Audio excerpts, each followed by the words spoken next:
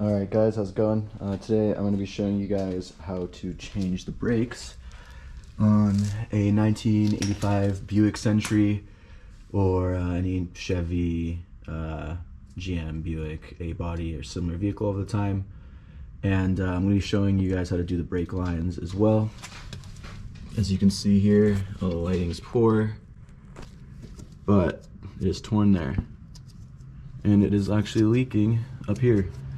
So we're replacing it with a brand new line, and that might hopefully fix my issue with spongy brakes when the car sits for a while. First thing I'm going to do is get this 1/2 inch and unscrew this bolt right there, just because it makes it easier to move this line out of the way to take out the caliper screws. This is a 1/2 inch.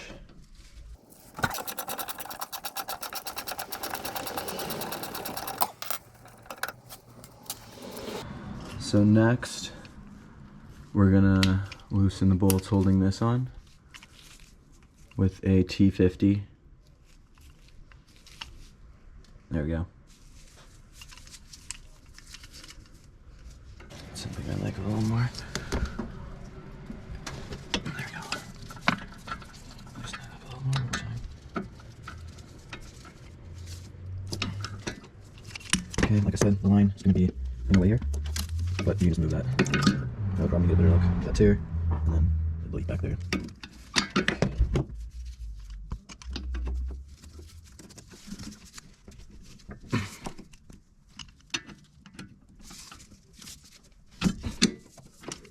The easiest way I found out to do this is by hand. Simply,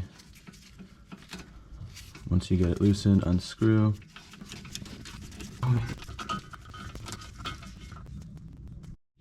If you're going to be changing your brake lines as well as brake hoses, you're going to want to have this on. I loosened the bolts just now, but not all the way, because it's going to be much easier to remove the hose from up here. Make sure you have something to catch whatever comes out. But this one is actually a weird size. It's a 7/16. So go ahead and pop that on.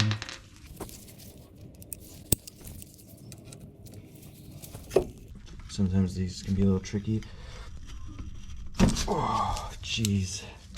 We did it.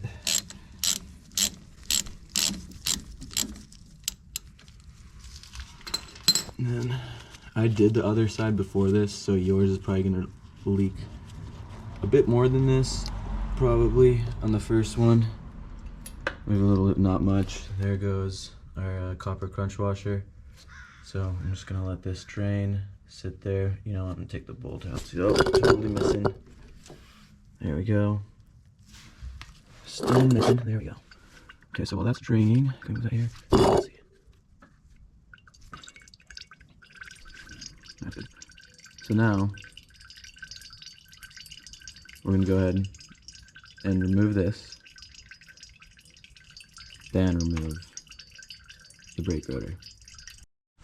So once this is pretty much drained, I just folded it and tucked it up so it wouldn't drain anymore.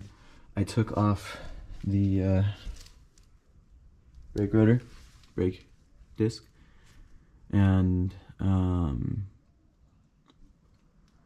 put it back on. I put the calipers back on. So what we have here is the caliper back on without the rotor. And this is the easiest way to press this piston back so you can put the new brakes in. So went ahead, put the new pads in the caliper.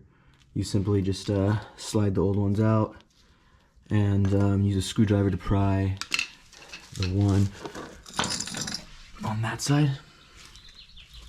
So I went ahead and pulled the slides out inside these rubber boots and greased them. I'm gonna go ahead and do it to these bolts as well, using brake slide. Simply just generously get it. I clean these off. Just get them all nice and greasy. Same thing with the other one.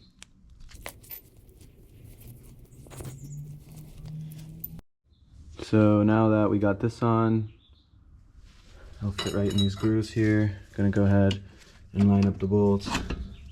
Oh, that one's not lined up. Whoa, we're gonna drop it. There we go.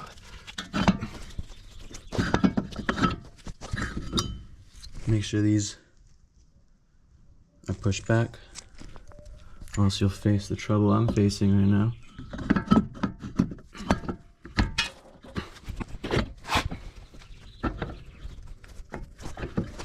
So, got this caliper on, tighten the rear bolts.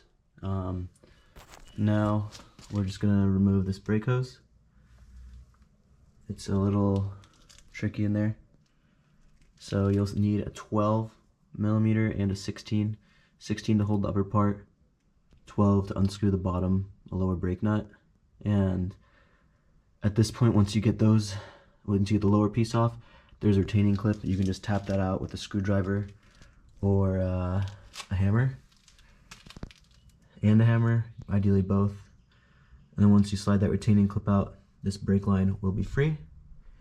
And you can go ahead and add the new one. Make sure you add the copper crunch nuts on either side of the brake line bolt. One more thing I'd like to mention is for the smaller 12, if it's not coming off and it's stuck, use vice grips.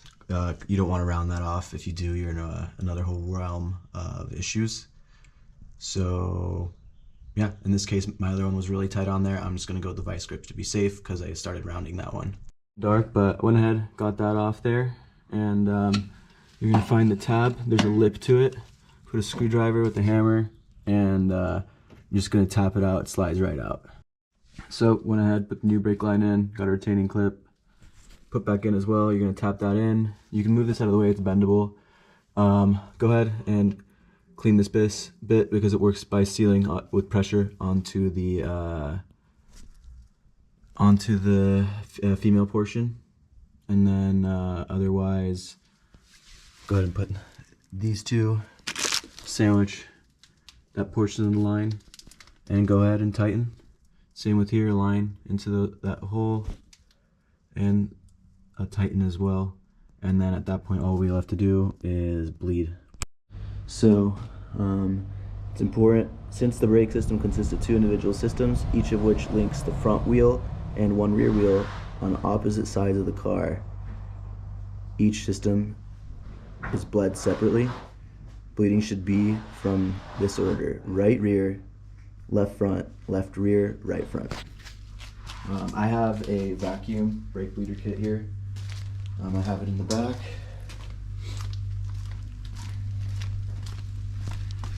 It's down there. So essentially what I did here is just loosen the bleeder valves. In this case, these are rear drums. It's right above the oil feed line. I had an issue where I wasn't having any brake fluid or pressure coming to these rear drums. I don't even think they were working prior. I wasn't able to pull anything even with the 30 psi vacuum from these two rear ones. I went to the front left, and I did them in order of the manual anyway, even though the other ones didn't work. Went to the front left. This one had some trouble, but the vacuum eventually pulled it through. It looks like it just had a lot of debris. And then front right, I had to pull all the way up until 30 psi, and that released with a lot of pressure, so there's always debris in there, black fluid. That's not good. So now I went back with the help of my roommate, and he was able to check these, and in fact that blockage in the front right line is what caused issues in this one. And then in the front left, I also believe there's a smaller blockage, just because that one also needed some help with the vacuum. They weren't filling up with just pumping the pedal. So now that I know there's brake fluid and I have debris cleared from all of the brake lines, personally, I've done gravity bleeding. I've tried this device here for the first time. You know, it was good at clearing the blockages, but in regards to actually getting all the bubbles out, I still think the best way is having someone just mash the brakes, hold them, you release the valve, and you know, pressure comes out that way. And this is based off of just comparing all three. Reservoir is always full, and if you're doing the brake pedal method, to shut the reservoir, because you will shoot brake fluid up into the top of your hood and then onto your paint and other stuff in the engine bay. So, gonna be starting with the back right. Never had it on right the whole time. Am I clenching? Yep. All right, are you pressing it? No. Pump it and do whatever you need to do. Pumping. All right, hold it. Holding. Wow, a lot of air came out. It made a farting noise. Yeah, I heard it wheeze. Move it. Go inside.